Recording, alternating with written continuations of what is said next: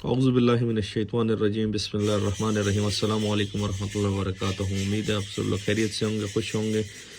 इजाज़ खान अब्बासी भाई, इनका ऑर्डर है कराची से एक ऑटो ड्रिंकर का गोल्ड शीप के लिए कपरवाल में। तो ये मैं आपको भिजवा रहा हूँ इजाज़ भाई।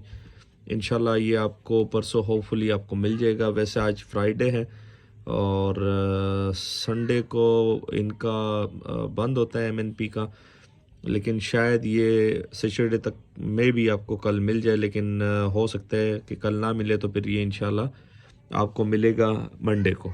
ठीक है, ये कॉपर वॉल में है ऑटो ड्रिंकर और बकरियों दुम्बों के लिए, चतरों के लिए यूज़ होते हैं। और ये मैं आपको भिजवा रहा हूँ।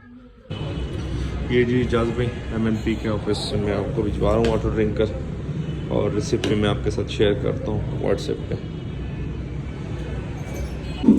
जी इजाज़ भाई, ऑटो ड्रिंकर आपका मैंने डिस्पैच करवा दिया, 330 रुपये में पे कर चुका हूँ एमएनपी से, और वो आपका ऑटो ड्रिंकर आ गया एमएनपी के ऑफिस से मैंने भिजवा दिया। वीडियो एंड करते तो में याद रखिए, अपना ढेर सारा ख्याल रखिएगा, 5 वक्त की नमाज़ अदा कीजिएगा। अल्लाह हाफ़िज़।